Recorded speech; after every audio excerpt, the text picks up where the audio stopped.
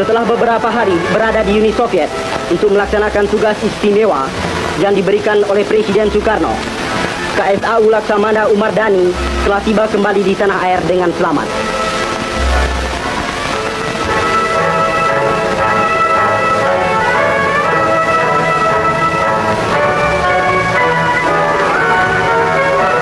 Dalam keterangannya kepada pers, Omar Dhani mengatakan bahwa pembicaraan yang dilakukan di Uni Soviet berhasil baik.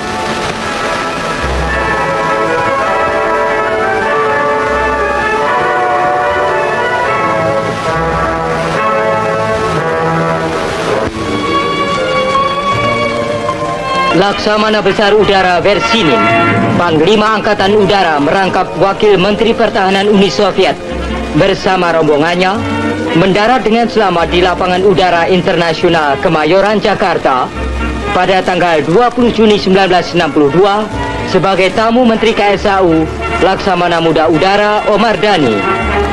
Beliau dan rombongan disambut oleh para menteri serta pejabat militer dan sipil setempat.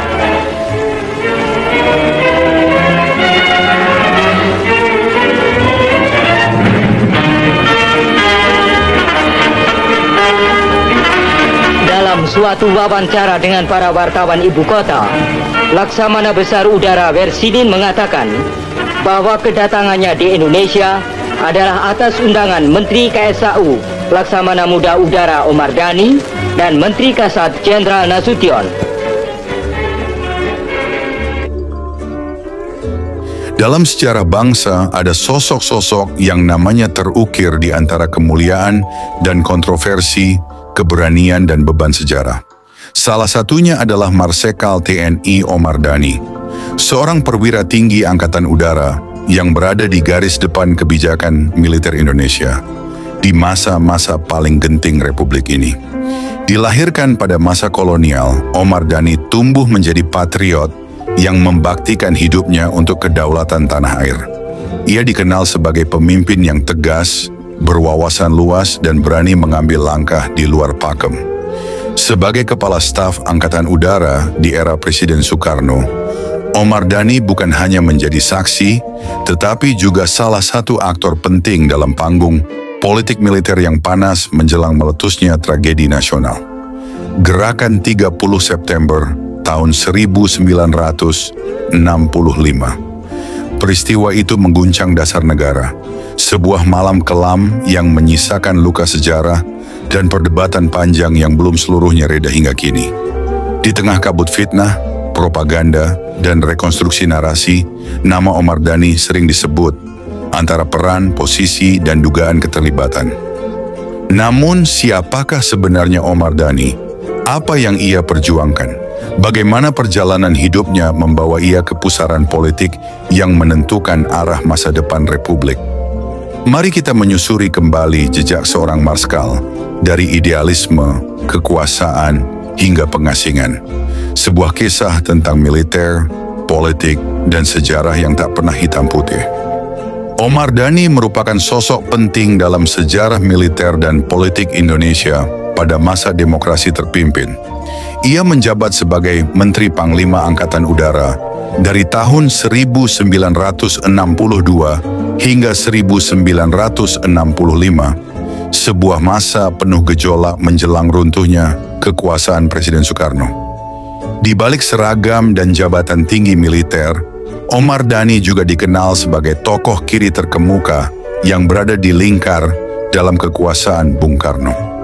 Omar Dhani dilahirkan pada 23 Januari 1924 di Surabaya sebagai anak dari KRT Reksonegoro, seorang asisten wedana di Gondawinangun, Klaten. Ia tumbuh dalam lingkungan ningrat Jawa yang terpelajar dan berwatak birokratis, membentuk karakter yang menjunjung martabat, disiplin, dan tanggung jawab. Pendidikan dasarnya ditempuh di Hollands Inlandse School, Hisklaten, pada tahun 1937, kemudian melanjutkan ke Mulo Kristen di Solo pada 1940, dan AMSB Yogyakarta pada 1942. Sebelum menggeluti dunia militer, Omar sempat bekerja sebagai sinder, pengawas di perkebunan kebun arum, Klaten 1942 sampai 1944. Sebuah pengalaman awal yang memperkenalkannya pada dinamika kerja lapangan. Revolusi nasional membuka lembaran baru dalam hidupnya. Pada Juli 1946, ia menjadi penyiar siaran bahasa Inggris di RRI Tawangmangu, stasiun darurat pengganti RRI Yogyakarta yang dibom sekutu. Hanya 3 bulan ia bertugas tanpa bayaran sebelum memutuskan berangkat ke Jakarta untuk bergabung secara sukarela dengan markas besar tentara MBT sebagai informan. Tanpa gaji, tanpa prosedur rekrutmen rumit, itulah watak zaman revolusi. Demi bertahan hidup, Omar Dhani bekerja serabutan, menjual obat-obatan secara door-to-door, menjadi staf di bagian penerangan luar negeri Kementerian Penerangan, dan bekerja di RRI. Namun semua itu tak menghalangi tekadnya untuk tetap mengabdi kepada Republik Muda.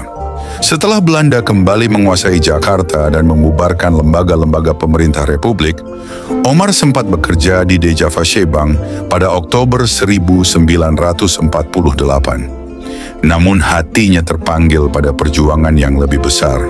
Ia keluar dan seperti katanya kelak, hidupnya memang ditakdirkan bukan berbaris seperti bebek di sawah, melainkan terbang bebas seperti elang di angkasa. Kesempatan itu datang pada Juli 1950, ketika Angkatan Udara membuka seleksi penerbang muda.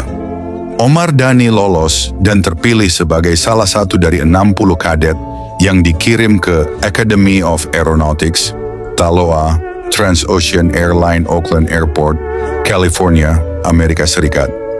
Setahun kemudian, pada November 1951, ia menamatkan pendidikannya dan kembali ke Indonesia.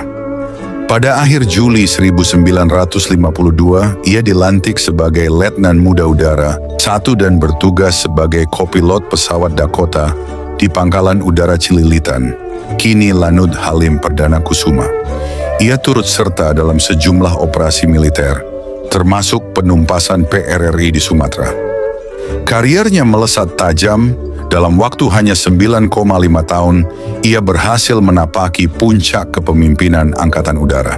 Pada 19 Januari 1962, belum genap berusia 38 tahun, Omar Dhani diangkat oleh Presiden Soekarno sebagai Menteri Panglima Angkatan Udara, menggantikan Laksamana Udara Suryadi Sorjadharma. Bung Karno menilai Omar sebagai perwira progresif dan penuh dedikasi, sosok tepat di tengah semangat revolusi yang menggelora. Di bawah kepemimpinannya, AURI tumbuh menjadi kekuatan udara yang disegani di Asia Tenggara. Sebagai bentuk dukungan terhadap kebijakan luar negeri Soekarno, Omar dipercaya memimpin Komando Siaga, Kolaga, menghadapi konfrontasi dengan Malaysia. Namun pergolakan politik dan persaingan antar angkatan membuat posisinya kian rawan. Pada awal 1960-an, ketika suhu politik nasional berada di titik didih, Partai Komunis Indonesia (PKI) melontarkan sebuah gagasan yang menggemparkan, pembentukan Angkatan Kelima. Ide ini dicetuskan oleh D.N. Aidit, Ketua Sisi PKI, singkatan dari Cipayung Communist Party of Indonesia, Partai Komunis Indonesia Cipayung, yang kala itu Aidit memimpin partai dengan basis massa yang sangat besar. Dalam berbagai pidato dan pernyataan terbuka, Aidit secara terang-terangan menyerukan pentingnya mempersenjatai buruh dan tani, dua kelompok yang dianggap sebagai tulang punggung revolusi, untuk menjaga dan mempertahankan cita-cita revolusi Indonesia. Gagasan ini lahir di tengah kedekatan politik antara Indonesia dan Republik Rakyat Cina. Dalam hubungan yang semakin mesra tersebut, Cina menawarkan bantuan senjata ringan. PKI melihat peluang emas. Dengan senjata dari Cina dan dukungan massa dari dalam negeri, partai dapat memperkuat posisinya dalam percaturan politik nasional. Maka muncul usulan pembentukan Angkatan Kelima, sebuah kekuatan militer rakyat yang terpisah dari 4 angkatan resmi negara: Angkatan Darat, Laut, Udara, dan Kepolisian. Pasukan ini rencananya akan terdiri dari rakyat sipil, khususnya kaum buruh dan petani, yang dilatih dan dipersenjatai secara khusus. Secara formal, Presiden Soekarno tidak pernah secara eksplisit menyetujui gagasan ini. Namun dalam berbagai pidatonya, ia kerap menyerukan pentingnya pertahanan semesta dan rakyat bersenjata sebagai bagian dari revolusi yang total. Sikap ini ditafsirkan banyak pihak sebagai restu implisit terhadap rencana PKI, terutama karena selaras dengan visinya tentang keterlibatan seluruh kekuatan bangsa dalam revolusi, baik sipil maupun militer. Namun gagasan Angkatan Kelima justru menimbulkan kegelisahan yang dalam di kalangan militer, khususnya Angkatan Darat. Para jenderal melihat rencana ini bukan sebagai bentuk pertahanan rakyat, melainkan sebagai upaya terselubung PKI untuk menciptakan kekuatan bersenjata tandingan di luar struktur resmi TNI. Jenderal Ahmad Yani, yang saat itu menjabat sebagai Kepala Staf Angkatan Darat, menentang keras ide tersebut.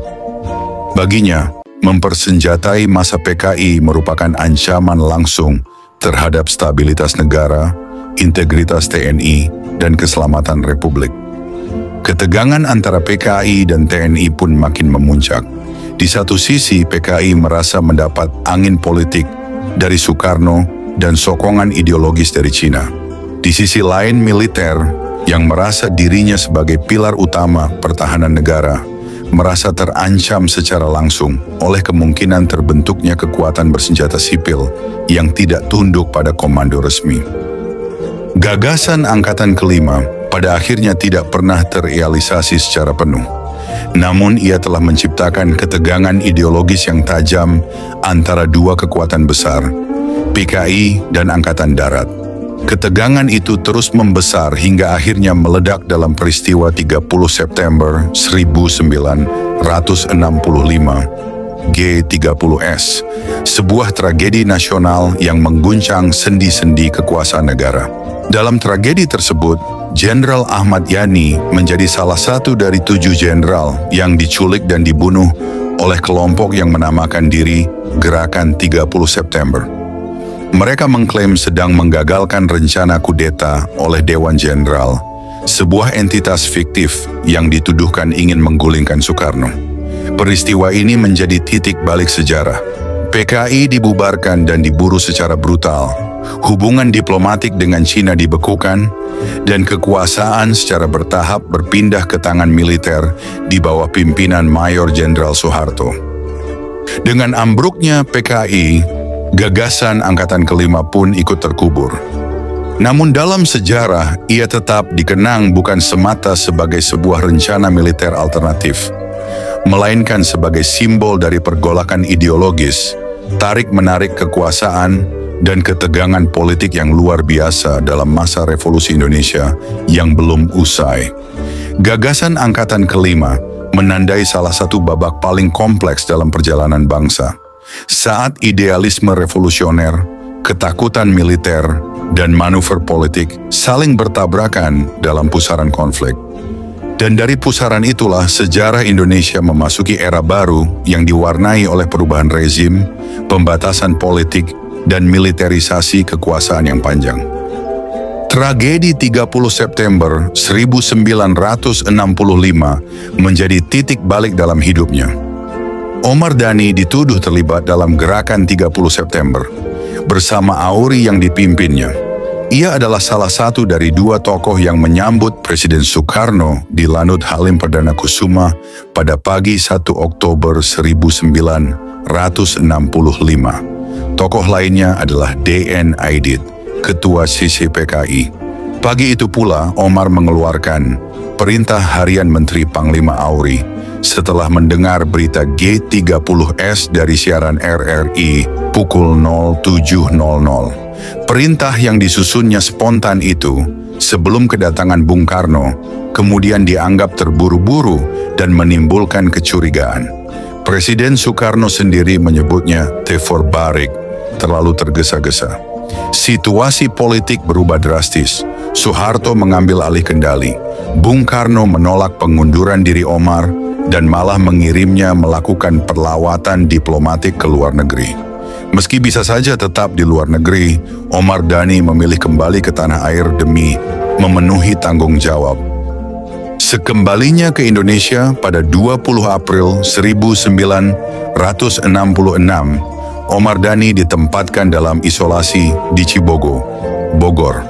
Tak lama kemudian, ia dipindahkan ke rumah tahanan Nirbaya, dekat Pondok Gede. Dalam suasana gelap dan tak menentu itu, ia tetap memegang prinsipnya.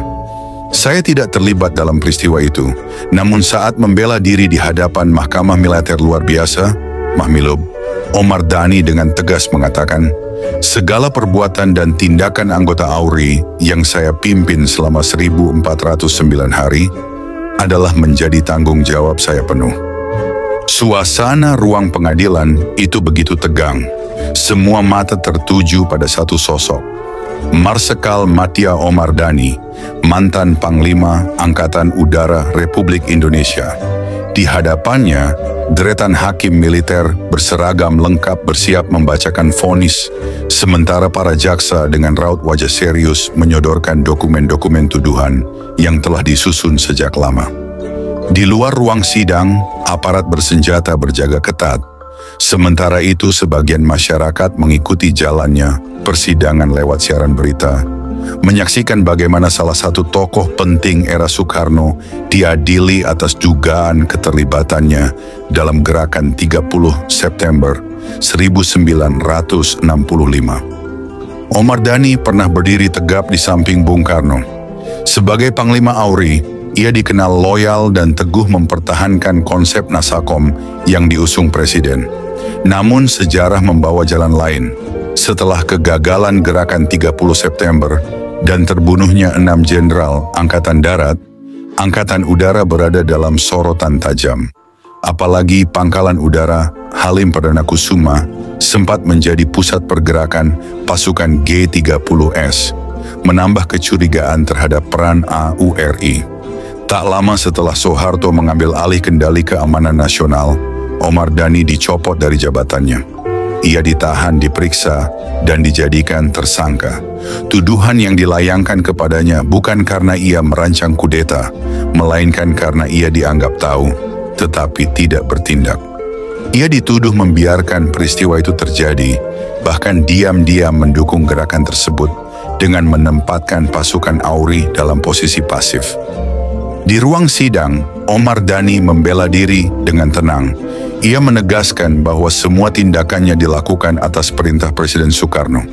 Ia menyangkal bahwa AURI terlibat langsung dalam G30S dan menyatakan bahwa ia sendiri tidak tahu menahu soal rencana penculikan jenderal-jenderal Angkatan Darat.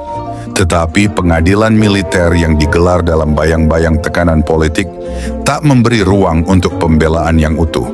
Tahun 1970, Mahkamah Militer Luar Biasa menjatuhkan vonis, hukuman mati. Putusan itu sontak menggemparkan. Bagi sebagian pihak, itu adalah bukti kerasnya tangan rezim Orde Baru terhadap tokoh-tokoh lama yang dianggap tak sejalan. Namun tak lama berselang, pada 1973, Presiden Soeharto memberikan gerasi. Hukuman mati itu diubah menjadi penjara seumur hidup. Marsikal Omar Dhani pun menghabiskan 27 tahun hidupnya di balik jeruji besi. Selama di penjara, ia menulis, merenung, dan tak henti menyatakan bahwa ia dikorbankan oleh sejarah. Ketika akhirnya dibebaskan pada 1995, menjelang akhir masa kekuasaan Orde Baru, dunia telah berubah.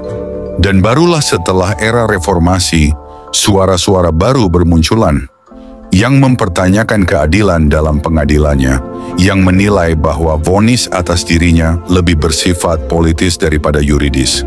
Marsikal Omar Dhani tetap menjadi sosok kontroversial. Dalam catatan sejarah Indonesia, ia bukan sekadar mantan Panglima AURI atau terdakwa G30S. Ia adalah simbol dari kerumitan sejarah ketika kebenaran menjadi kabur di tengah pertarungan kekuasaan, dan ketika loyalitas pada seorang presiden bisa berujung pada pengkhianatan oleh zaman. Omar Dhani menghembuskan napas terakhir pada Jumat, 24 Juli 2009, pukul 13.55 waktu Indonesia Barat di Rumah Sakit Angkatan Udara, Dr. Esnawan Antariksa. Ia wafat karena komplikasi akibat radang paru-paru dan usia lanjut. Jenazahnya dimakamkan di TPU Jeruk Purut, Jakarta Selatan. Meski perjalanan hidupnya penuh liku, negara tetap mengakui jasa-jasanya. Omar Dhani menerima berbagai tanda kehormatan, antara lain Bintang Republik Indonesia Utama, Bintang Sakti, Satya Lancana Kesetiaan 8 tahun, Satya Lancana Gerakan Operasi Militer GOM 3-7, Satya Lancana Sapta Marga, Satya Lancana Penegak, Satya Lancana Satya Dharma, dan Order of the Republic kelas pertama dari Republik Persatuan Arab. Narasi ini menghadirkan Omar Dhani sebagai tokoh yang kompleks, seorang patriot, perwira cerdas, namun juga korban pergolakan politik yang brutal. Ia adalah bagian dari sejarah besar Indonesia yang tak bisa disederhanakan dalam hitam putih. Sebuah sosok yang pernah terbang tinggi bersama Republik dan jatuh karena badai sejarah yang tak henti bergolak.